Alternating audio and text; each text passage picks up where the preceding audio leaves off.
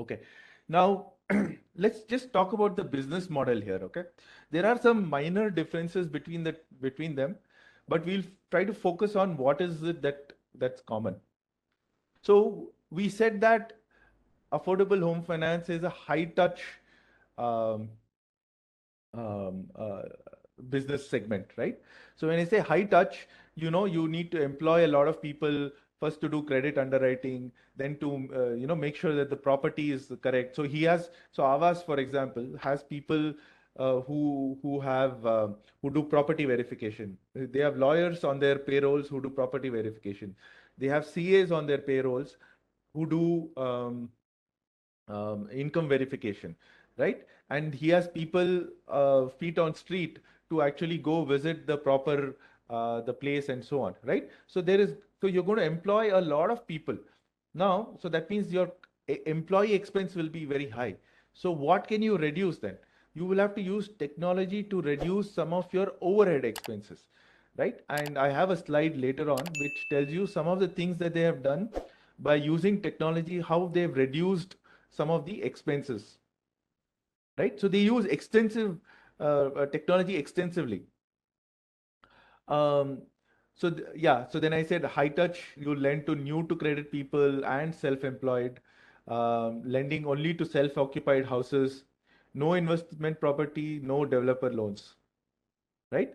So these are all risky, right? If you have developer loans, you are not making 10 lakh loans, then you will start making 10 crore, 20 crore kind of loans.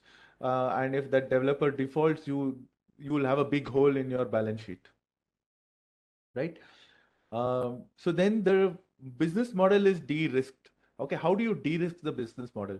One, you have zero commercial paper exposure. I'll come to that in a second.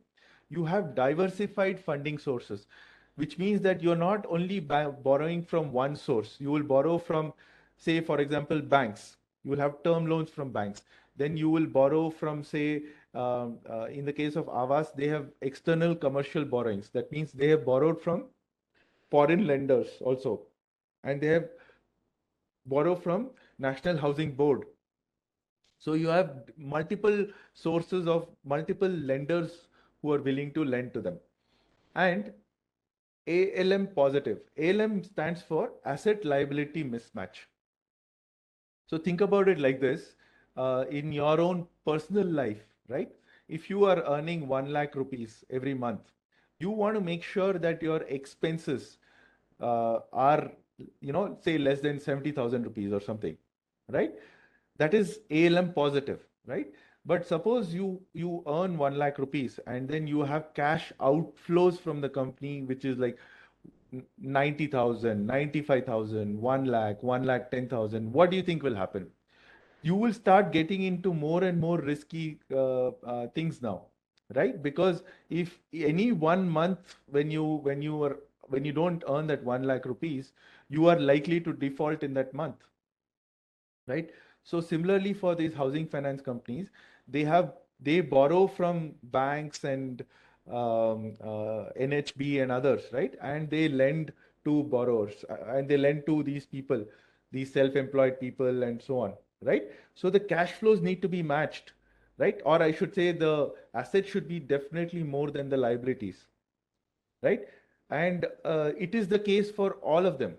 They make sure that the asset liabilities are positive in every time bucket, right? Bajaj Finance is another great business, and they have made sure that its asset liability is positive in every time bucket, right? So there are businesses, there are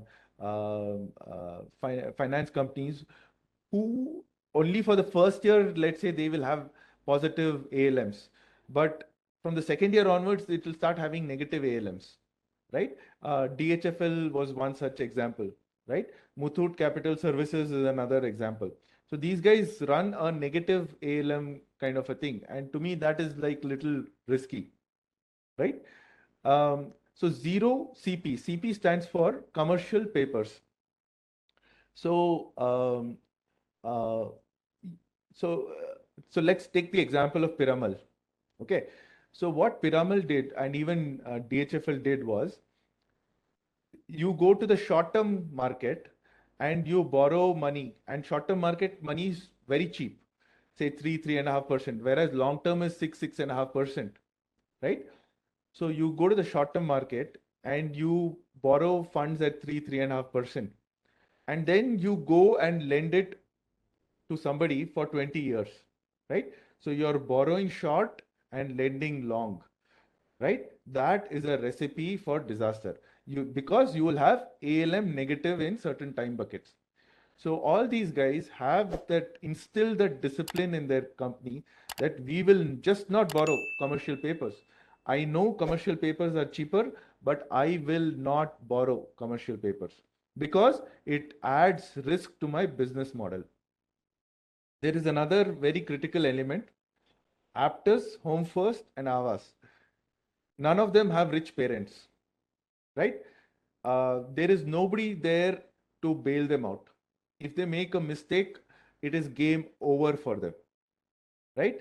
Sushil Agarwal will have to go home. If Avas does something like DHFL or something like that, they will just have to shut their business and go home, right? You have not come this far to come only this far, right?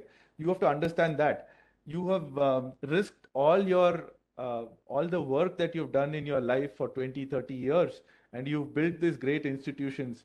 The last thing you want to do is for the business to fail because you have not had the discipline to do this asset liability. You've not kept this asset liability positive. You have gone and borrowed short, lent long, and so on, right? So this is very, very important. They all have surplus cash in their balance sheet, right? Why? Because in case there is a day when I don't have assets but I have liabilities, I should be able to pay my lenders, right? That is the reason all of them have cash on their balance sheet and they have zero commercial paper exposure. So they, in a way, are playing an infinite game. They are not trying to, earn a few percentage points here, there for the next, next quarter, next 2 quarters. No, they are building institutions for the long term.